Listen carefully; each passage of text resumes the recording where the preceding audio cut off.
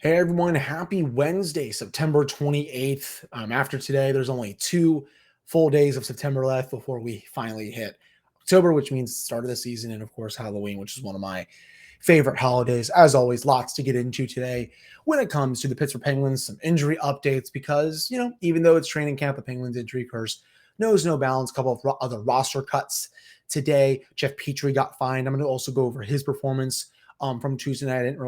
I didn't really have a chance to get to him. Also touch on Radim Zohorna's performance because I thought he played particularly well. Also get into some practice updates today and why I didn't like what the Penguins were doing with some of it, just because, they were splitting, team one and team two, but, some of the players on kind of, I guess, on the Wilkes-Barre prospects team were not with the main group. I'm going to go into why that was just kind of weird to me, especially some of the top guys who I think should be practicing with the main guys. So that's all coming up for today's episode right after this drop.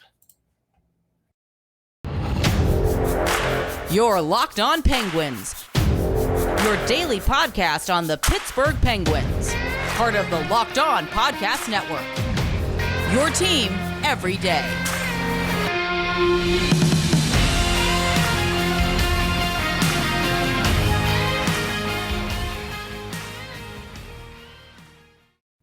Hello, welcome back to another episode of the Locked On Penguins podcast. I am your host, Hunter Hodes. You're going to follow me on Twitter at Hunter Hodes. You can also follow the show's Twitter at @Penguins. And of course, thank you all so much for making this your first listen of the day. For Thursday's episode, we're going to have a special guest on.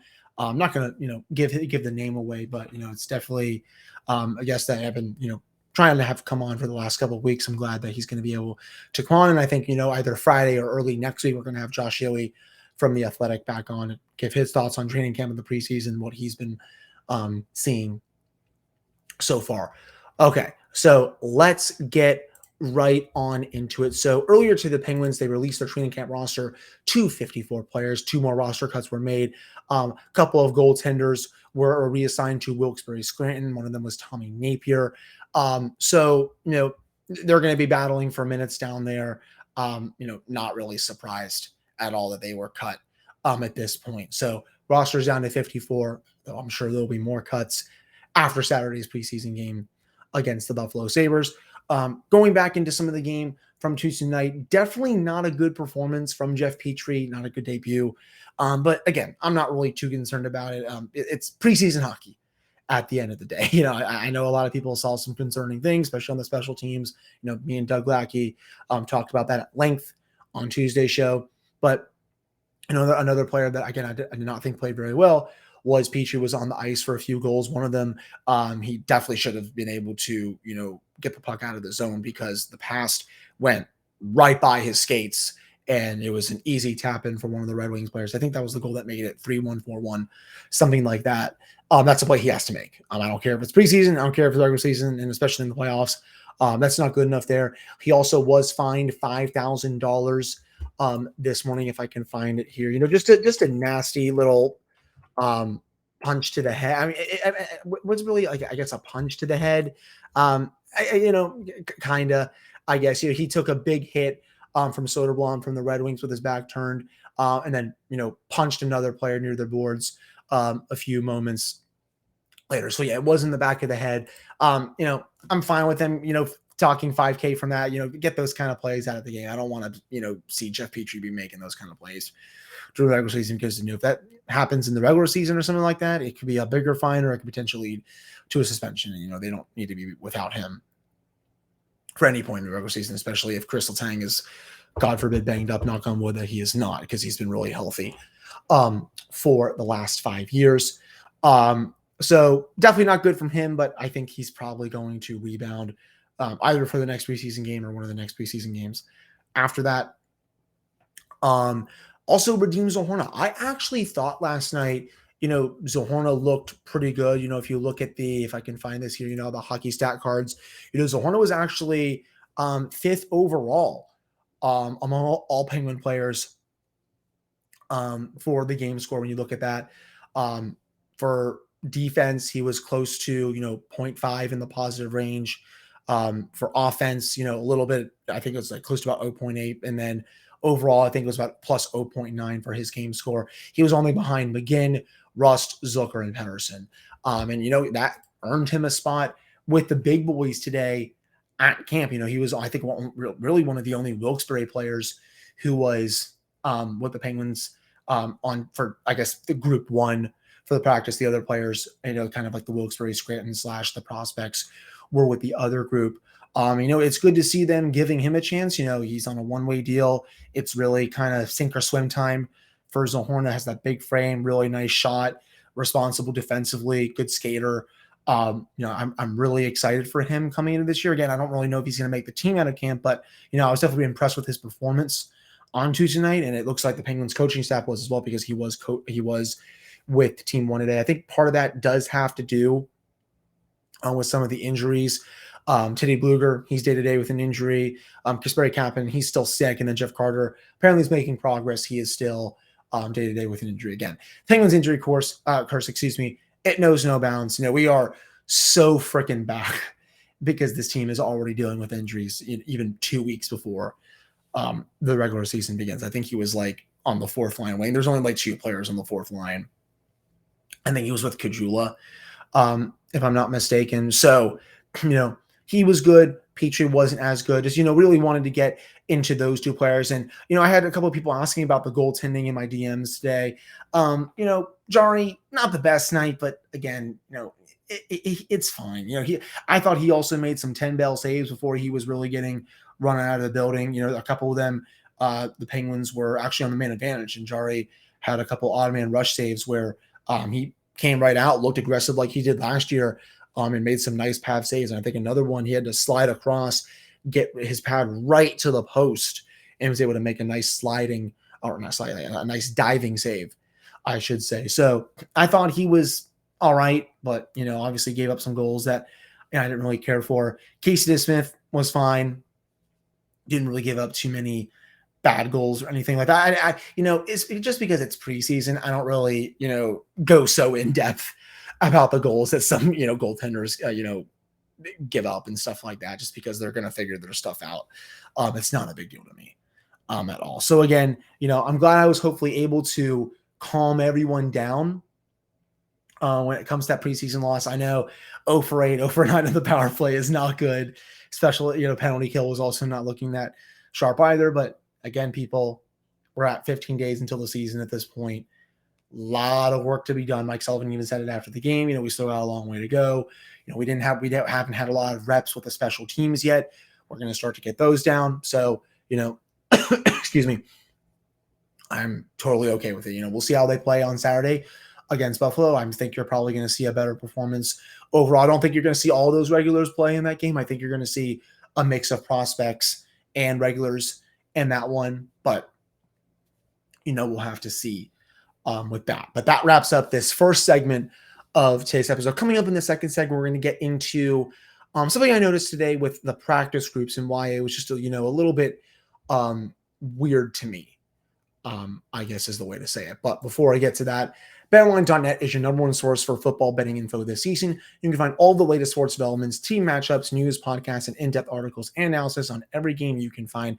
And as always, BetOnline remains your continued source for all of your sports wagering information with live betting and up-to-the-minute scores for every sport out there. It's the fastest and easiest way to check in on all of your favorite games and events, including MLB, MMA, boxing, and golf. You can head to BetOnline or use your mobile device to learn more. That is BetOnline, where the game starts. All right, I'm back here in this episode of the Locked On Penguins podcast. I am your host, Hunter Hodes. Remember to follow me on Twitter, Hunter Hodes. You can also follow the show's Twitter at @LR_Penguins. And of course, thank you all so much for making this your first listen of the day. Funny enough, as I'm recording this, Aaron Judge made history. Finally had his 61st home run, tie Roger Maris. Reason I bring that up is just because my granddad, who passed away about a month ago, biggest New York Yankee fan that you'd ever meet, and his favorite player is Roger Maris. So, I know he's up there, smiling a little bit, but he's also kind of probably a little upset that, excuse me, that his favorite player's record, was tied, and it's probably about to be broken in the next few days. But wanted to, shout him out there for that. It's just a really cool moment. I know it didn't happen at Yankee Stadium, but still kind of cool. Anyways, getting back to some Penguins talk here. So, as I said in the first segment, the Penguins, they kind of split up the duties today with regards to, team one versus team two. Team one had basically a lot of the regulars and the other team really did not. And, the lines and pairings in the Wilkes-Barre-Scranton prospect practice, as Taylor Haas tweeted out, Drake Caggiula was with Drew O'Connor and Valtteri Pustin on the top line, Philip Hollander, Sam Poulin, and Alex Nylander in the second line, Kyle Olson on the third line, Andonovsky on the fourth line, Shevkovsky down there, Glover, defensemen were rotating Xavier Ouellette, Taylor Fadoon, Jack St. Ivy, Josh Maniscalco, Lazat, Jack Collins, Ortiz. Owen Pickering is starting to practice a little bit more, but he's still kind of day-to-day at this point. But what was really weird to me was, why was Caggiula and O'Connor at that practice and not with the main one? Because Zohorna was at the main one. And honestly, in my opinion, I think Caggiula and O'Connor should probably be closer to making the team than he should be at this point. Just really weird. And then another part of that, everyone that listens to this podcast knows I was not big on the Josh Archibald signing. I still think it really made no sense, just because especially because it was a day one signing. Like that's the guy you're going after on day one for $900K when there were so many other better players out there. I was just kind of like, okay, that's kind of a weird process to have with the front office. But, he's basically being treated as a roster lock, even though he only makes $900K. But you're not treating, someone like Drew O'Connor, who I know has not played as many NHL games as Archibald. Same with Zohorna, and Caggiula's, he's probably played just as many as Archibald has, but they're not within the main group, but someone like him is. I question, I guess, I don't know, I shouldn't say like roster construction, but I question that the organization's view as him as like, oh my God, he's this good, no doubt roster player who's obviously going to make the team and all that stuff. And I just, my biggest question is, what do they see in him? That's my thing. When I look at him, I see a player who, doesn't really contribute too much offensively. I mean, he's had a couple of seasons where, he's had, close, if not, 10 plus goals. But, he also hasn't hit that in, the last couple of years, especially this past year. He didn't really play, if I can just, double check that real quick. If I can, get this. Yeah. 2018, 19, 2019, 20, decent years with the Arizona Coyotes. The Edmonton Oilers had 12 goals in 2019. Next year after that, had 12 goals, with Edmonton, 52 games. After that, 7 goals. But, those were only the 2 best seasons of his career. And they look like kind of outliers right now because, otherwise, he had a season with 3 goals, 5 goals, 7 goals. Last year, again, he only played 8 games. He was battling some injuries and stuff. It's just weird to me that they see him as this player who, oh my God, he should easily make the opening night roster, when there are younger players down there who I think have more of a skill ceiling than him. But they're not being treated like that. And maybe the Penguins are hoping that they're just going to blow them away so that, they have to, waive him or something like that. Maybe it's a similar situation to what happened with like John Marino a few years ago when he basically forced Jim Rutherford's hand into trading Eric Goodbranson. Remember that, Marino was someone who no one really expected to make the team coming into camp.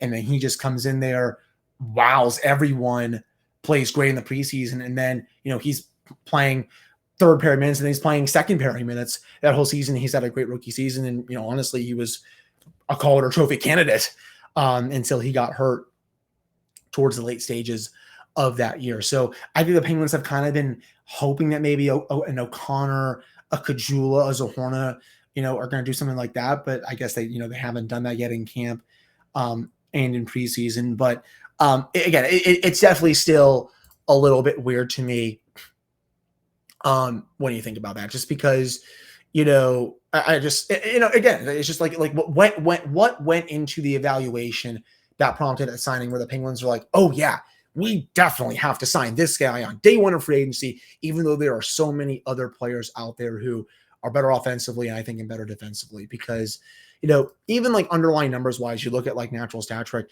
never really been good with that at both ends of the ice. His high, the last 5 seasons, he's been 45% possession numbers.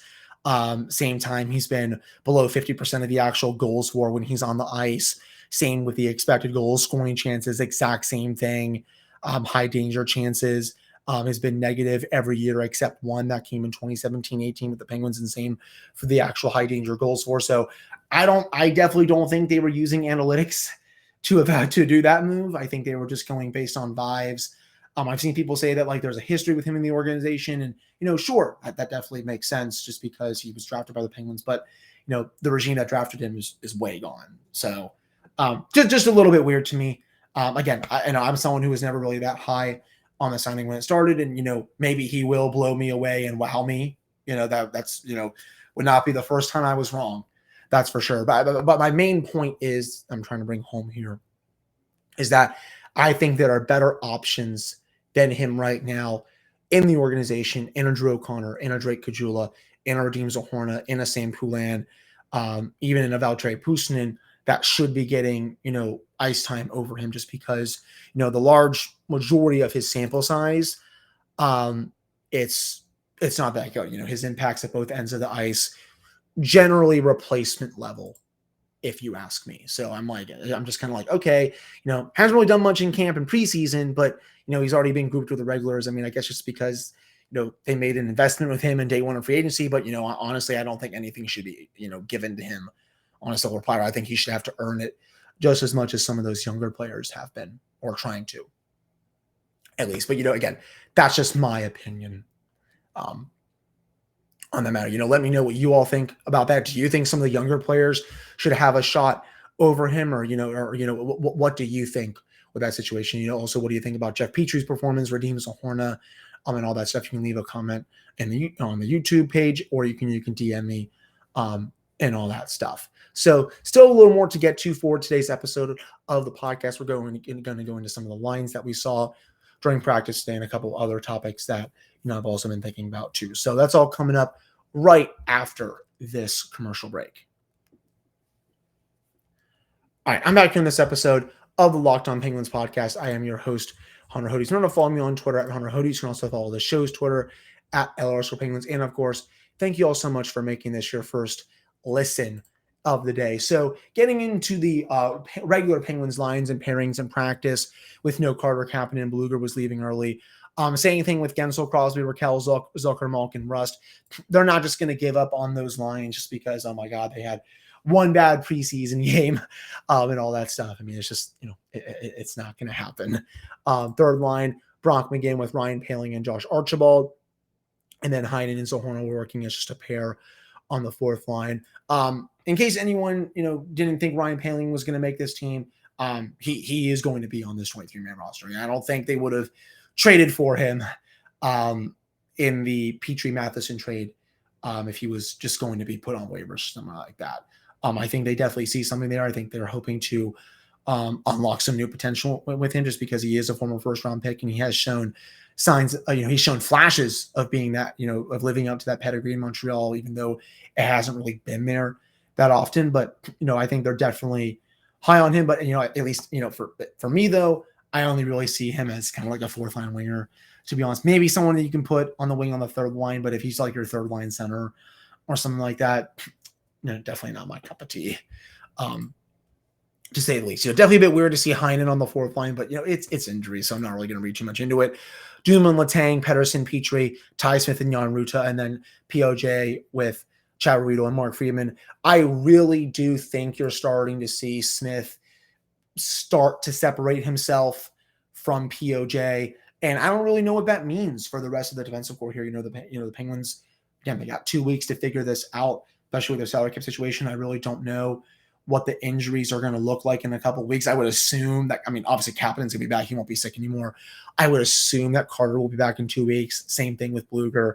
I'm sure they're just minor ailments that are keeping them out right now. But, in terms of who has the inside track to get that number 6 job, I got to think it's Ty Smith. And again, he's looked really well and really good in a couple of preseason games, has looked steady throughout camp. I'll say this for the 1,000th time. They're going to take him to school, put him in the video room, and, really just shelter him like they did with Matheson. And I know a lot of you are going to ask me, what does this mean for POJ? What's going to happen? I don't really know. I think in a perfect world, they would want him to take that spot. just because he's been down in the AHL for the last couple of years. He really should not be getting those minutes, I think, at this point. I think it's time, for him to show the Penguins that he does have what it takes to play at the NHL level. You can get like maybe a 15, 20 game sample size to really see. But, so far, I don't think he's wowed them enough to get an everyday spot. And I think that's why you're seeing Ty Smith right now have that spot. And, Jan Rutta, he's not going to come out. They just signed him in free agency. It's going to be interesting to see what happens with Chad Ruedel. Mark Freeman obviously will be on the bench for most nights. I do kind of feel bad for Chad Ruedel, of course, that is, because he was pretty steady for most of last season. He wins that number 6 job after Cody Ceci walks to the Edmonton Oilers, and I'm glad the Penguins obviously did not pay him, because that would have been a contract they would have really regretted. But, I feel bad for him just because, again, he's been steady throughout his whole Penguins tenure. He's taken less money to probably come back, plays well in his first full season in the lineup, and then is hoping to, have his place in the lineup going into the next season. But then they signed Jan Rutta. So I definitely kind of feel bad for him. I think he's definitely an outside candidate to be traded still, but I think in a perfect world, they would want to keep him as extra depth, because again, we all know there's going to be some sort of injuries during the season for the Penguins. So, I'm fine with that.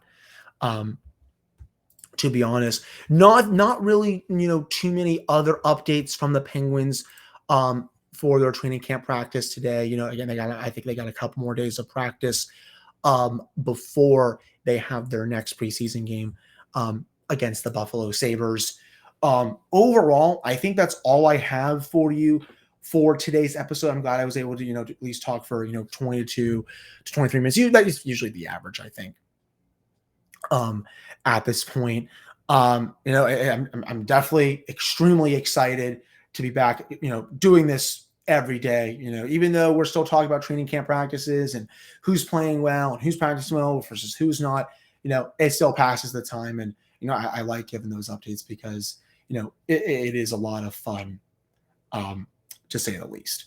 But that'll do it for this episode of Locked On Penguins podcast. Let me know what you all think about this episode down in the comments. Do you agree with some of my takes? Do you disagree with them? All that stuff. And I'll be back with another episode with a special guest on Thursday evening. You all definitely don't want to miss that one. And then I'll have another episode for you all on Friday. So I hope you all have a great rest of your Wednesday.